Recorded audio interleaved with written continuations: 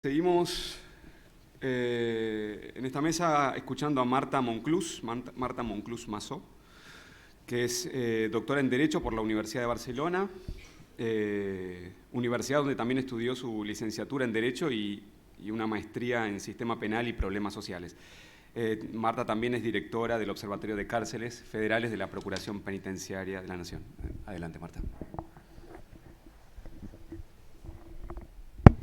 Muchas gracias, Rodrigo. En primer lugar, les quería recordar, lo ha hecho el doctor Elizalde al iniciar la presentación, que este taller ha sido organizado por la Procuración Penitenciaria, con la inestimable colaboración del doctor Julio Ravioli, en el marco del proyecto Fortalecimiento de las capacidades de los mecanismos nacionales de prevención de la tortura en la Argentina, en el monitoreo de los sistemas de salud en el encierro, financiado por el Fondo de Naciones Unidas del Protocolo Facultativo del Convenio contra la Tortura. El proyecto, básicamente este Fondo de Naciones Unidas tiene el objetivo de lograr promover la implementación de las recomendaciones efectuadas por el Subcomité para la Prevención de la Tortura, que sería el órgano de tratado del protocolo facultativo. Este Subcomité para la Prevención de la Tortura visitó la Argentina en el año 2012 y emitió su informe en 2013,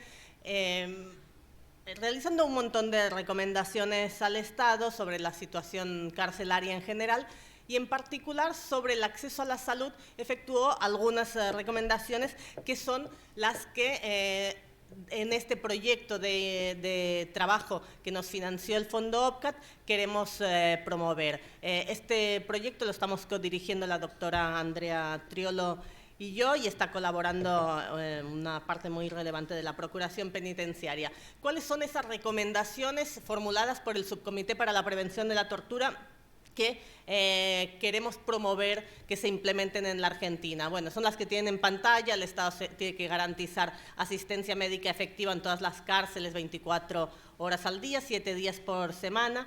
Todo examen médico, incluyendo los de ingreso a las unidades penales, debe efectuarse siempre respetando estrictamente el derecho a la privacidad y a la confidencialidad. Eso no se respeta, eso es lo que verificó el Subcomité para la Prevención de la Tortura en 2012 y lamentablemente sigue sin respetarse en la actualidad. También señaló el subcomité que los informes médicos deben poder incluir una referencia a la posible causa de una lesión que indique la persona privada de libertad. Los informes médicos que emite el Servicio Penitenciario Federal siguen sin incluir la referencia a la causa de la lesión. Por otro lado, el Subcomité de Prevención de la Tortura también recomienda que los servicios médicos sean provistos directamente por el Ministerio de Salud a nivel federal y provincial. Esa recomendación es la que tratamos de promover con fuerza a través de este proyecto financiado por el Fondo de Naciones Unidas. Y asimismo, el subcomité recomienda al Estado que establezca un sistema de exámenes independientes de conformidad con el Protocolo de Estambul, en virtud del cual médicos forenses y psicólogos calificados lleven a cabo exámenes exhaustivos cuando tengan indicios de que el detenido haya podido ser sometido a tortura o malos tratos. Esta recomendación es la que queremos trabajar específicamente en este taller de estos días. Aclaro que en el marco de este proyecto también hemos ido a realizar talleres sobre la implementación del Protocolo de Estambul en distintas provincias de la Argentina, en el interior, con mecanismos de prevención de la tortura locales. Hemos estado en Chaco, hemos estado en Misiones y hemos estado en Mendoza. La verdad que los talleres fueron interesantes, se promovieron algunas discusiones muy relevantes en Chaco con médicos del Cuerpo Médico Forense de esa provincia. También en la provincia de Misiones fue interesante que participó con mucha presencia el Servicio Penitenciario de Misiones, participó en el público, estaba sentada la directora del Servicio Penitenciario de Misiones, la jefa médica del Servicio Penitenciario de Misiones y una gran cantidad de los médicos que se desempeñan en ese servicio penitenciario. Acá en este taller también han sido convocados el Servicio Penitenciario Federal y en particular los médicos. Desconozco si están o no ahora entre el público, ojalá que sí, si no se sumen en las próximas sesiones, porque la verdad que nos interesa poder entablar un diálogo franco también con ellos y con las dificultades que puedan tener, en particular en el caso de este taller, en realizar informes médicos conforme al protocolo de Estambul. El objetivo de este taller, por tanto, sería generar un espacio de reflexión e intercambio sobre las prácticas institucionales de médicos y otros funcionarios, tanto del ámbito de la salud como de la justicia, frente a los casos de malos tratos y tortura, y capacitar en relación a los lineamientos establecidos por el protocolo de Estambul. ¿Por qué es importante que se aplique el protocolo de Estambul? Básicamente porque la falta de aplicación de ese protocolo que establece las pautas para la investigación de la tortura se traduce en obstáculos muy relevantes para avanzar en la prevención y en la sanción de la tortura. Si la constatación de una lesión no se recoge y resguarda adecuadamente, es muy difícil luego avanzar en una investigación eficaz conforme exigencias internacionales, y eso involucra responsabilidad internacional del Estado por incumplimiento de obligaciones convencionalmente contraídas. La Argentina ratificó el Convenio contra la Tortura de Naciones Unidas y ahí nos obligamos a investigar adecuadamente la tortura, y además el órgano de tratado, el Comité contra la Tortura, en sus informes periódicos ante los exámenes que realiza la Argentina, viene reiterando cada 4 años o cuando nos sometemos al examen que hay que investigar efectivamente y de forma eficaz la tortura. Lo dijo la última vez en el examen de 2017. El CAT, el Comité contra la Tortura, ha venido señalando reiteradamente que se encuentran una gran cantidad de denuncias por tortura, y eso no se corresponde después con condenas por tortura. Hay muy pocas condenas por tortura en comparación con la gran cantidad de denuncias por tortura que hay en la Argentina. Por lo tanto, ahí hay algún problema en medio sobre el cual queremos reflexionar en este taller. La Procuración Penitenciaria tiene un registro de casos judiciales de tortura en el que básicamente se hace seguimiento judicial de cada una de las denuncias que se presentan conforme el procedimiento de investigación que ha relatado Paula Osietinsky. Los datos que arroja el registro de la Procuración Penitenciaria de casos judiciales de tortura ponen de manifiesto que la inmensa mayoría de las denuncias judiciales terminan archivadas. De un total de 520 causas penales iniciadas por denuncia de la Procuración Penitenciaria en los años 2014, 2017 y 2018, en marzo de este año el 60% ya estaban archivadas.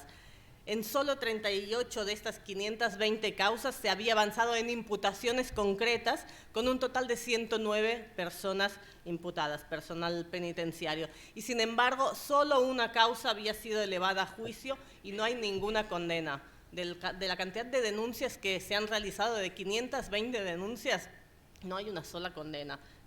Hay realmente un problema sobre el que queremos reflexionar y debatir honestamente, digo, para ver cuáles son los problemas que obturan las investigaciones eficaces.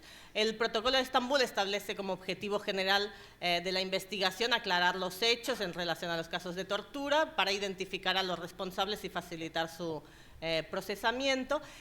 Para lograr investigaciones eficaces, dice el protocolo de Estambul también, que es preciso que las personas encargadas de las investigaciones puedan hacer varias cosas. En primer lugar, deben tratar de obtener declaraciones de las víctimas de la presunta tortura. ¿Cómo deben ser esas declaraciones? Bueno, deben ser declaraciones bien completas, detalladas. Hay que tratar de preguntarle cómo sucedió el hecho, si puede identificar a los agresores, si había testigos que puedan relatar lo que sucedió. Hay casos en que hemos verificado que la justicia cita a la víctima de tortura a declarar, la víctima llega a declarar y es preguntada sobre si ratifica o no ratifica la denuncia. Bueno, eso es un problema porque en caso que la víctima diga que no ratifica la denuncia, muchas veces la causa queda archivada automáticamente.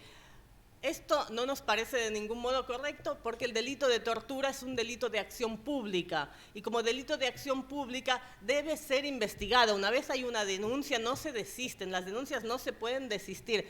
La víctima puede ser que esté amenazada. Es más, está claro que, lo ha relatado también Paula, la entrevista o el interrogatorio de la víctima debe hacerse sin presencia de personal penitenciario o de otras fuerzas de seguridad dentro del lugar donde se le tome testimonio, pero incluso en el trayecto donde la persona es llevada por personal que integra la misma fuerza que la ha sometido a esas prácticas, puede ser que haya sido amenazada. Por lo tanto, el hecho de no ratificar la denuncia no implica que se tenga que archivar automáticamente la causa, hay que buscar otras pruebas, hay otras pruebas posibles. Bueno, ¿cuáles son? El Protocolo de Estambul dice que hay que recuperar y preservar pruebas. En los establecimientos penitenciarios hay una gran cantidad de documentación, hay libros para todo, libros de requisa, libros de guardia. Bueno, la justicia tiene que recabar esos libros y los tiene que recabar de forma veloz, de forma rápida, no mediante un oficio que le manden en algún momento esos libros o copias de esos libros, sino mediante un secuestro, una orden de presentación de esos libros para evitar adulteraciones, básicamente, de las pruebas. Luego está también las videocámaras. Digo, en los establecimientos penitenciarios hay cámaras de videovigilancia, no en todos los lugares.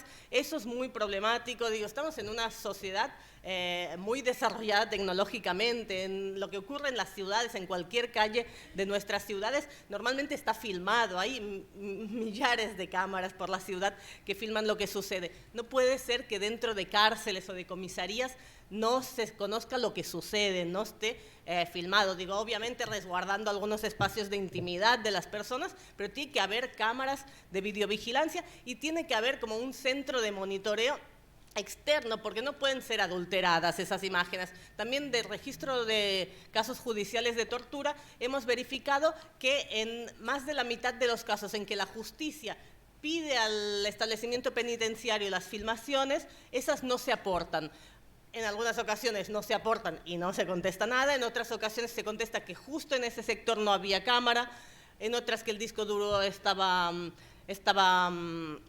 sin funcionar, en otras que la grabación se conserva únicamente por 24 horas o 48 horas. Digo, tiene que haber una regulación sobre ello porque es una prueba fundamental también las videocámaras. Luego está la prueba médica, por supuesto, se debe asegurar un examen médico forense conforme a las pautas del Protocolo de Estambul. Fundamental que no haya presencia de personal policial o penitenciario durante la realización del examen, y en caso de que sea inevitable debe quedar constancia de eso, porque puede ser un motivo para anular un informe médico. Es interesante también plantear el lugar de realización de los informes médicos. Ahí se planteó en el taller que hicimos en el Chaco, planteó personal del Cuerpo Médico Forense de la provincia, planteó que les pedían que concurriesen a los establecimientos penitenciarios, a ellos les parecía que un examen médico ahí podía estar coaccionado. Por otro lado, también desde la justicia hay argumentos que indican que el hecho de que la persona tenga que ser trasladada al cuerpo médico forense, en muchos casos, impide que se realice el examen porque el servicio penitenciario no está haciendo traslados, porque dicen que no hay camiones disponibles y por lo tanto se demoran los traslados hasta que no se realiza ese examen médico forense, lo cual también es muy grave. Por lo tanto también es como una discusión que sería interesante darse. En 2014 hubo una recomendación del Sistema de Coordinación y Seguimiento de Control Judicial de Unidades Carcelarias, que solicitó a la Corte que los médicos forenses puedan constituirse en algunas ocasiones en los lugares de detención a realizar el examen. Bueno, es una cuestión que me parece que puede ser discutida también, cómo debería abordarse la cuestión, cómo garantizar que los exámenes forenses se hagan básicamente y se hagan en un tiempo prudencial. Sobre el contenido del examen médico forense ya se refirió Paula, y después obviamente también testigos y otras pruebas que permitan determinar cómo se han producido los hechos. básicamente, por varias causas judiciales en las que ha participado la Procuración Penitenciaria, podemos señalar que hay deficiencias en cuanto a la aplicación del Protocolo de Estambul en Argentina. Deficiencias en distintos ámbitos. Digo, ¿quién tiene que aplicar el Protocolo de Estambul? Bueno, el Protocolo de Estambul lo tiene que aplicar, en primer lugar, la justicia. Digo, las investigaciones judiciales tienen que seguir las pautas del Protocolo de Estambul, también los médicos forenses, pero también lo deberían aplicar primero los mecanismos nacionales de prevención de la tortura en las investigaciones que realizan, como ha contado Paula, que hacemos nosotros, pero también deberían aplicar las pautas sobre el examen médico del Protocolo de Estambul los médicos penitenciarios. Bueno, eso no sucede. Eso no sucede, eso está verificado. Hubo un habeas corpus que se presentó en 2013, donde quedó de manifiesto que los médicos penitenciarios no aplican el Protocolo de Estambul y recientemente, el año pasado, el juez ordenó al servicio penitenciario que, junto con la Procuración Penitenciaria y los ministerios, tanto el fiscal como el de la defensa, realicen un protocolo de actuación acorde a los parámetros internacionales vigentes, resolución que ha sido confirmada por casación recientemente. Bueno, no se ha avanzado hasta el momento, no hemos avanzado en absoluto en ese protocolo. Y por otro lado, también este año, la sentencia de Peloso Iturri, que va a ser uno de los casos que se van a trabajar la semana próxima, puso de manifiesto que el cuerpo médico forense de Neuquén no aplicó ni Protocolo de Estambul ni Protocolo de Minoseto, y en ese sentido le sugirió, no sabían lo que era, y en ese sentido le sugirió la adopción del protocolo. Para terminar, solo quería dejar planteado el tema de la ética médica y el problema de la doble lealtad de los médicos del servicio penitenciario. Tienen una colisión de intereses los médicos que se desempeñan en el servicio penitenciario. Digo, tienen a su empleador, por un lado, que les puede dar órdenes o pueden tener leyes que los obliguen a realizar actos que son contrarios al juramento hipocrático. Esa contradicción resulta muy difícil de salvar. La Procuración Penitenciaria, digo, está a disposición ante esas situaciones. Cuando un médico se encuentra ante un caso de tortura, tiene obligación de denunciar, digo, es una obligación como funcionario público y es una obligación de los médicos también, conforme Protocolo de Estambul y conforme juramento hipocrático. Y sin embargo, puede ser que ahí se planteen dilemas, cuestiones por esta doble lealtad, por esa dependencia jerárquica del Servicio Penitenciario Federal. La Procuración Penitenciaria se ofrece a los médicos penitenciarios como organismo de confianza al que pueden recurrir cuando se encuentren frente a estos dilemas. Podemos resguardar su identidad si se contactan con nosotros, pero básicamente, digo, el dilema sigue estando presente y yo, como pregunta final que quería dejar planteada, es si esa dependencia laboral no hace imposible un accionar libre de conflictos éticos. Creemos que sí, y por eso la Procuración Penitenciaria considera que la atención a la salud y el servicio médico en prisión debe ser brindado por el Ministerio de Salud y no depender de las instituciones penitenciarias. Gracias.